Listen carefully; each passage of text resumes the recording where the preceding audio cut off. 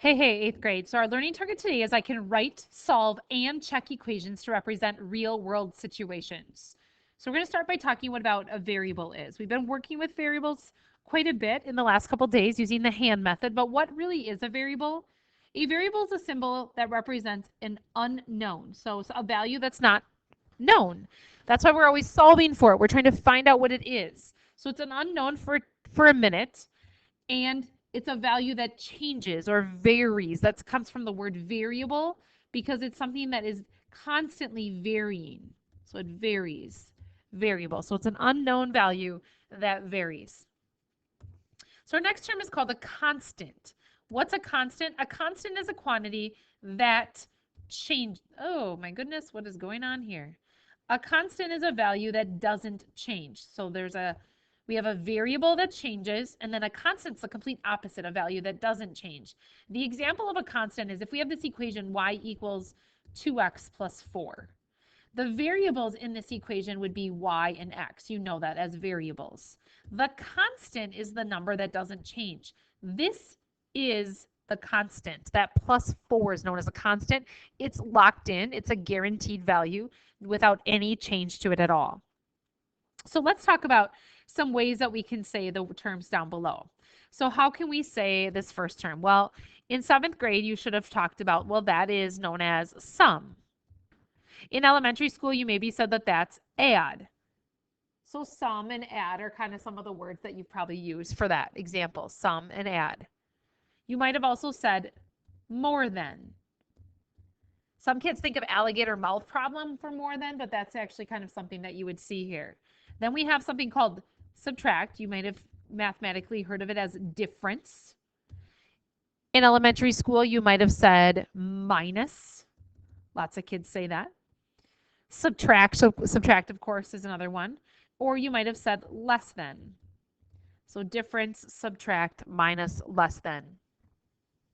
In elementary school, you would have said that this is divide. In middle school, we say that that is the quotient of the two numbers, the quotient, which really just turns into a fraction. All division problems can really just be written as fractions because that's really what they are. All right, then the next problem here is multiply. You would have said that in elementary school. And in middle school, you would have said that that is the product. The product. So we have multiply or product. Okay, so our work today is to be able to take a word problem, like a real life situation, and pick some variables and be able to write an equation with it. So this is not easy work, but we're going to give it a shot. So here's some words over here. Our job is to translate that using these words up here, try to write an equation. So the first thing I'd like you to do is I'd like you to define the variables. Now, these are a little bit out of order. Some teachers like to choose it to have you write the equation first. I actually like you to write the variables first. I'm going to have you do this first and this second, write an equation. Now, again, it's just teacher preference, but I like to have you pick your variables first and then write the equation second. So let's go ahead and pick our variables first. So we have the adult height is twice your height at age 2. So the things that are unknown is your adult height. Right now, we could find your adult height, but in this moment, right now on this paper, we do not have it. And your height at age 2. We would have to probably look that up. So the variables that I have would be my age 2 height and my adult height. So I'm going to say this T is my age 2 height. And A is my adult height. So there's my variables. That's what I'd like you to do as step 1. Go ahead and copy that down. If I'm going too fast, go ahead and pause that video. T is age 2 height. A is the adult height.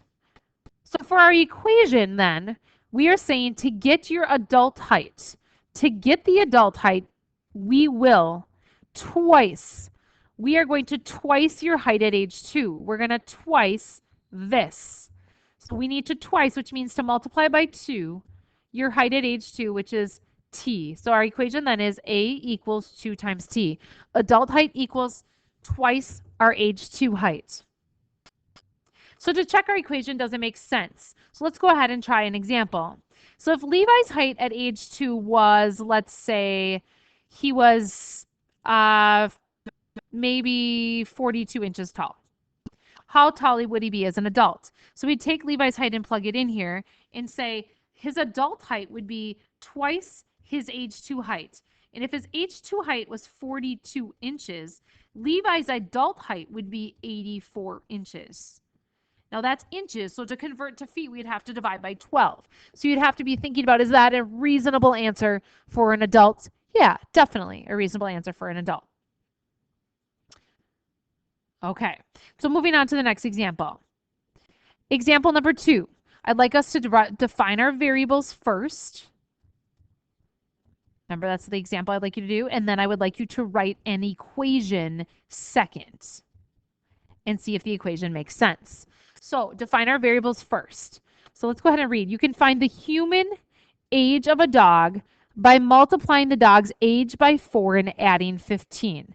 Now, this is not necessarily true. This is not necessarily true. This is not the rule that we have always remembered. This is just the rule I'm going to have you use in this problem. You probably have always heard that we are going to multiply by 7. We're going to just change it up and write it in a different way, this particular problem, so don't freak out by reading this. So let's go back and read again. So for this particular problem, you can find the human age of a dog. So we're going to go ahead and say there's one of our variables. H is human age of the dog by multiplying the dog's age by 4 and adding 15. So D would be dog's age. So we don't know the dog's age. We don't know the human's age. The old rule is just to multiply by 7. Let's give it a shot on this one. So to find the human age of the dog, you are going to multiply the dog's age by 4. Take the dog's age, D, multiply it by 4, and add 15. So there's our equation. Now I'm going to clean it up a little bit and write it more of an 8th grade way. I'm going to put the coefficient in front, 4D plus 15. Here's our equation. To get the human age of the dog, we take the dog's age and multiply it by 4 and add 15.